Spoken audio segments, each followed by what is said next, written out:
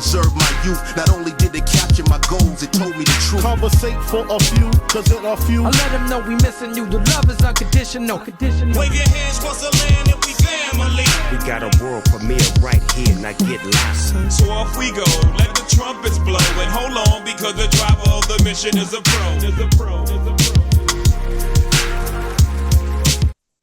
I think some people just want to put it out for the art, and then some people want to put it out for the fame and the notoriety that goes along with it. Because oftentimes you see, obviously I came up in hip hop, right? So it's the rappers who say, listen, I didn't see anything after my advance. I didn't get anything from music. And it's the guys who are able to, the guys or women that are able to look at, okay, the music is the lost leader. But if I'm able to build a following, like you said, and look at the analytics and see who loves my music, where's my music loved the most, and I can go there, and I know that from those 300 people in that town, that they're going to pay $30 to come to my show, and they're going to buy my t-shirts, they're going to buy my other merchandise, then I can actually make a living. But then we saw the labels come up with the 360 deals where they even try to get a piece of that money as well. So really, when you start looking at the record label deals, they really were high interest loans. They were this bad business deals, right? And Horrible. we're talking about Black Music History Month, and we look at our contributions and where we stand today. And I don't think that music is going away. I look at the music that my kids listen to, and a lot of it just ain't for me. But I also remember when I was listening to hip hop, my parents was like, "Oh, they just talking. What are you listening to?" They didn't understand the artistry that went into it, right? But we could talk about it for hours. So I'm gonna ask you this: my favorite R&B artist, everybody who knows me knows, is Mary J. Blige. I could listen to Mary J. Blige every single day, and it hits me like it was the first time that I heard Mary J. Blige come out, on videos. So my question to you as a musicologist, is there an artist that hits you that way? An artist that no matter when you listen to them, it's like the first time?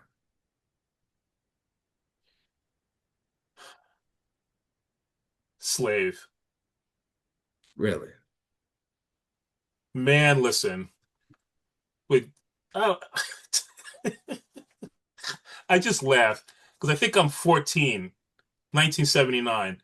I'm not bothering anybody. I'm just sitting in my house, and Just a Touch of Love comes on.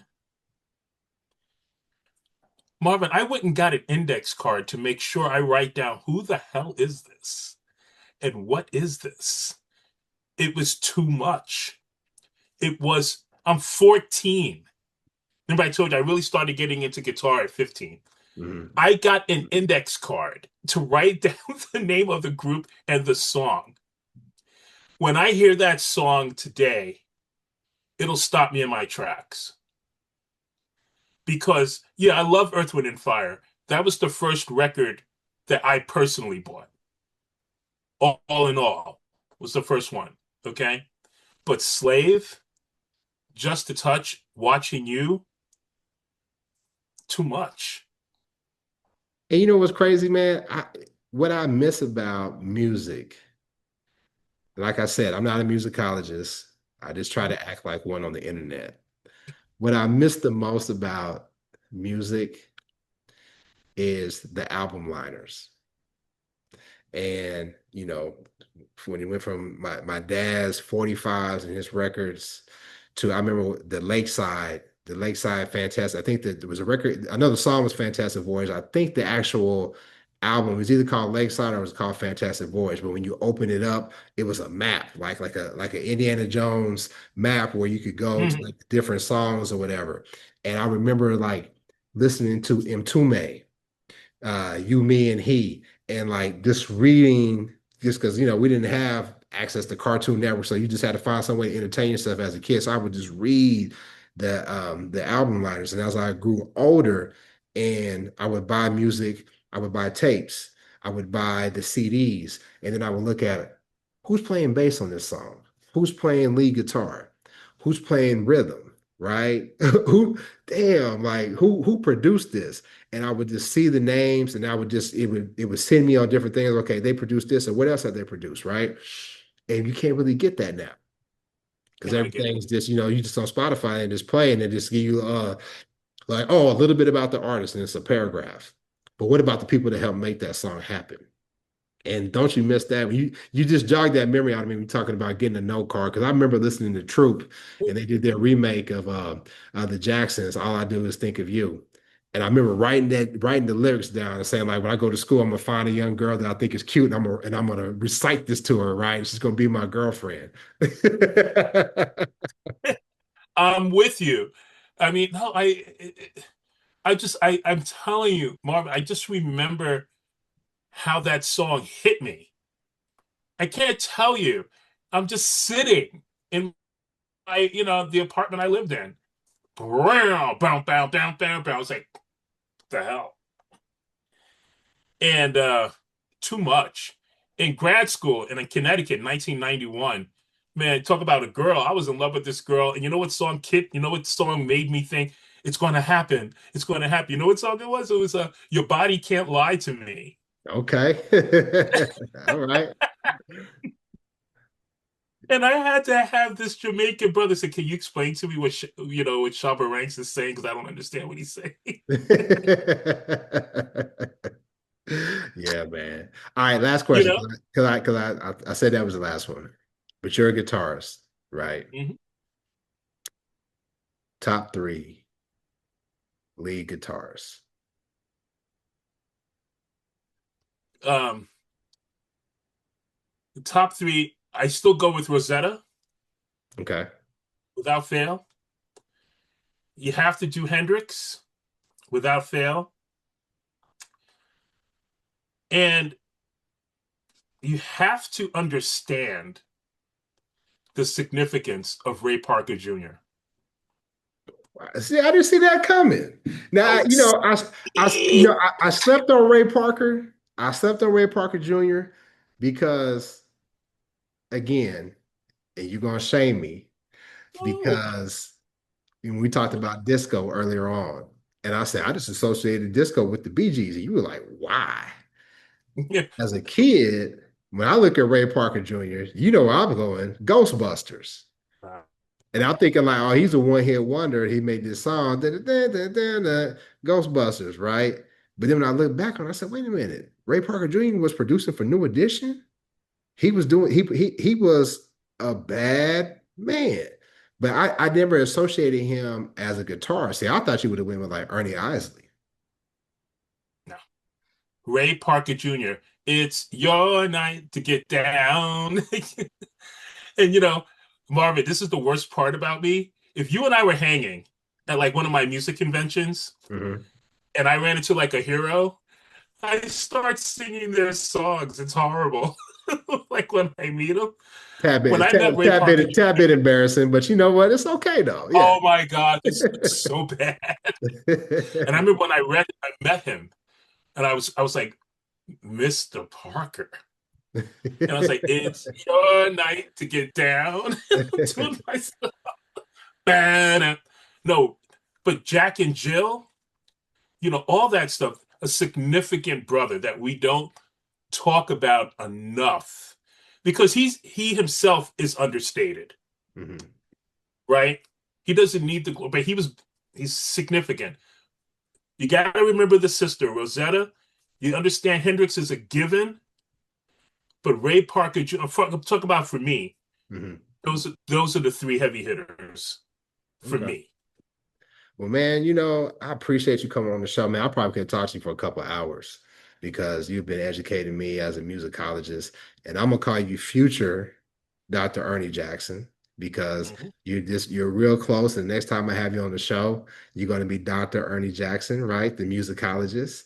and we're going to talk about music, and I just love picking your brain. I know people hate that phrase, picking your brain, but the knowledge that you drop. So now I realize when I look at this show, I'm going to look up Sister Rosetta Tharpe. I got to get deeper into the catalog for Ray Parker Jr., right? And I'm sure there's some other stuff that I just can't remember right now that you dropped on us right now. But so, hey, real quick, is New York still on a high from the Knicks winning the championship? Of course they are, because what else we got to talk about? What else we got to talk? What else we got? Then everything else stinks, right? It's summer, it's hot. Nobody got money, okay? Yeah, yeah, And so let's keep talking about the Knicks. Full disclosure, I'm not a basketball person anymore, but I'm not a fair weather fan either. I'm yeah. happy they won, but I wasn't watching the games. And we talk about technology. I realized I didn't have to watch. I'll just wait till somebody talks about it, and I'll know what's going on. That's You true. know. You know But what? And we didn't even really get into it. And before I let you go, okay, yeah, because you got all the equipment back there, and every time I see the picture of like your guitars and all your music equipment, I have an uncle that played the bass. And if you look right there, you see this little cheap keyboard. I caught myself trying to teach myself how to play the piano using YouTube. And like you said, didn't really work, right? My uncle played bass, and I've been begging him for years. Can I have one of your bass guitars? 'Cause I felt like at almost 50, learning how to play bass would be easier than learning how to play, the regular guitar. Maybe that's just in my mind. I don't know. But I went on a tangent. I see all your production equipment. Top three producers. top three producers. I'm gonna say Quincy's probably going to be in one of those positions. Well, Quincy is all that matters. Okay. Next, no, let me stop. No, because do you understand that's going to be somebody's next dissertation? I'm pretty sure, because everything came through him and after him. Do you understand? Like Frank Sinatra asking Quincy to run his band. Okay, that's it right there. And so everything came to Quincy, through him, and then afterwards. Okay? All the production techniques, the styles. If there was a number two, it's my bro Nile Rodgers. Okay? Okay. Okay. Going back to Okay? the disco, right? Going back to disco, right? What? Soup for one, okay? The duo, right? And then I gotta think. I gotta think. It's I your just know list. There's no right or wrong. It's your list, but you came with the two hitters though. you can't deny Quincy, and you can't deny Nile. It's just I will say though, you gotta forgive me. I just took a women in music class. I took a class. Mhm. Okay.